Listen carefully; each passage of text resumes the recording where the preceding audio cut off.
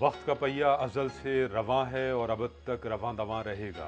वक्त की पैमाइश के लिए सदियों से घड़ियों का इस्तेमाल आम है। घड़ी चाबी वाली हो, ऑटोमेटिक हो, रिस्ट वॉच हो या वॉल क्लॉक, वक्त से आगही रखना हर इंसान की ज़रूरत है। घड़ी चाहे सस्ती हो या महंगी, कभी न कभी थोड़ी बहुत ज़रूर ख़राब होती है और इसकी मुरम्मत के लिए घड़ी साज की खिदमात हासिल की जाती हैं।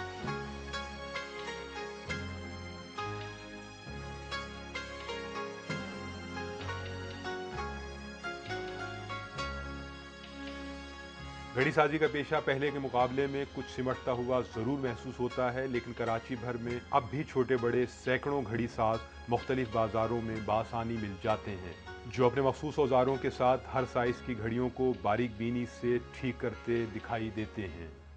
मैं यहाँ कम से कम 30 साल से हूँ इस जगह पे। एक घड़ी का काम कर रहा हूँ। तकरीबन मेरी उम्र थी जिस वक्त 15 साल। 15 साल से मैंने ये काम सीखा। सीखने की तो मैंने कोई इंतहा नहीं है, मैं जब तक सीखते रहो। वैसे 2-3 साल में आदमी ये सीख ले सकता है काम अच्छा, बेहतरीन कारीगर बन सकता है, फर्स्ट क्लास काम कर सकता है। लेकिन इसमें एक प्रॉब्लम है कि आँखों का बहुत प्रॉब्लम होता है। जैसे मेरी अभी आई साइट बहुत वीक है, मतलब ये लेंस मैंने जो लगाया है ना, इससे ही काम कर सकता हूँ, इसके अलावा वैसे मैंने काम कर सकता हूँ।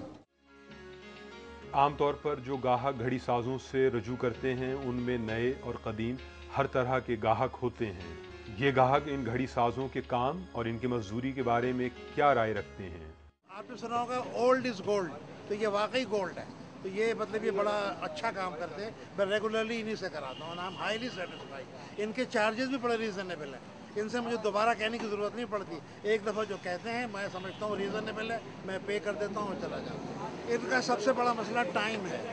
मतलब ये कि ये बहुत देर से आते हैं और हम दिन आजकल आपको मालूम है बड़ा अर्ली स्टार्ट हो जाता है। ये लोग जो हैं बहुत देर से आते हैं, 11-12 बजे आते हैं। मैं भी इसीलिए देर में आता हूँ। मैं चाहता हूँ ये लोग जल्दी स्टार्ट करें और जल्दी फारिग हो जाएं।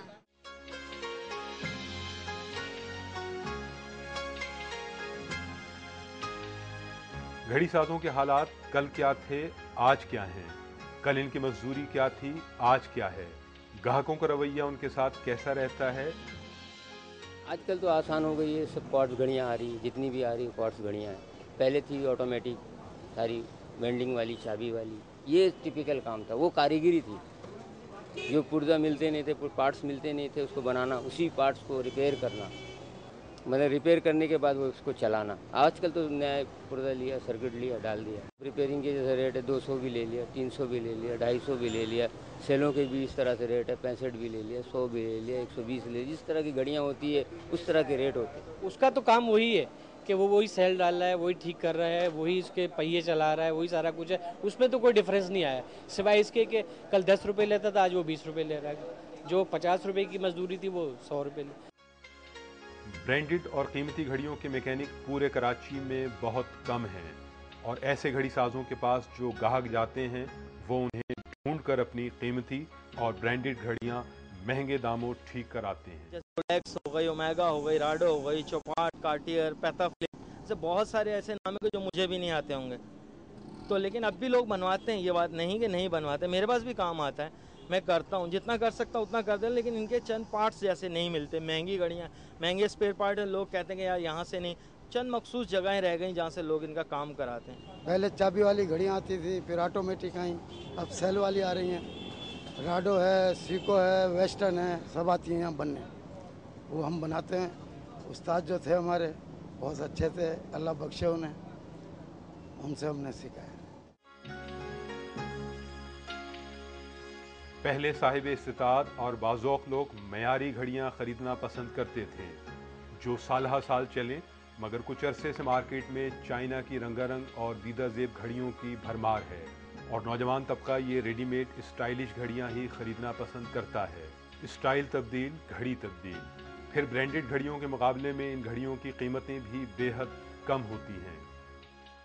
आजकल लोग जो है ज़्यादातर डिज़ाइन को तरजीह देते हैं बनस्बत क्वालिटी के, और लोग चाहते हैं कि ज़्यादा से ज़्यादा मुझे हमें कम रेट पे घड़ी मिल जाए इसको, जो ज़्यादा से ज़्यादा 1 साल भी चल जाए तो उनके लिए बहुत है। सबसे बड़ी चीज़ ये है कि जो घड़ियाँ पहले होती थी वो बड़े पायदार होती थी, उसके लाइफ भी बहुत होते थे, काम भी उसमें होते थे। आजकल की जो घड़ियाँ के मुनासिब वो पहले वाली घड़ियाँ बहुत बेहतर होती थी। आज डिस्पोजलें घड़ियाँ आ रही हैं, बस लीजिए और पहन करके बंद हो गई तो चल गई तो चलिए और नहीं तो फेंक दीजिए उसको। जदीद तर्ज की रेडीमेड घड़ियों के इस्तेमाल ने बहुत से कदीम घड़ी साजों के रोजगार को बुरी तरह मुतासिर किया है और उनको अपना घर बार चलाना भी मुश्किल हो गया है। मेरे पर्दे 3 आपने इससे हुए हैं, 3 इससे, दोनों से 3 हुए हैं। फिर भी मैं अपने बच्चों से मारे पेट पालने से मारे इस काम कर रहा हूँ। थोड़ा बहुत सेल आ रही है, सेल आ रही है। आप तो काम भी नहीं मिलता, जॉबें नहीं मिलती, महंगाई इतनी है, पूरा नहीं होता आदमी का।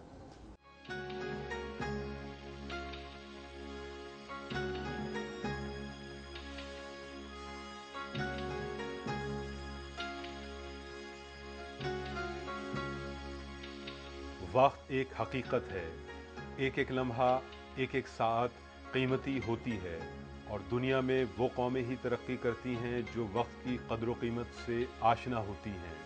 वक्त और पैमाना वक्त के दुरुस्त इस्तेमाल से पाकिस्तानी कौम भी तरक्की की नई मंजिलों तक जा सकती है। काश हमारी कौम घड़ी और वक्त की नागुज़ीर अहमियत का मुकम्मल इदराक कर सके।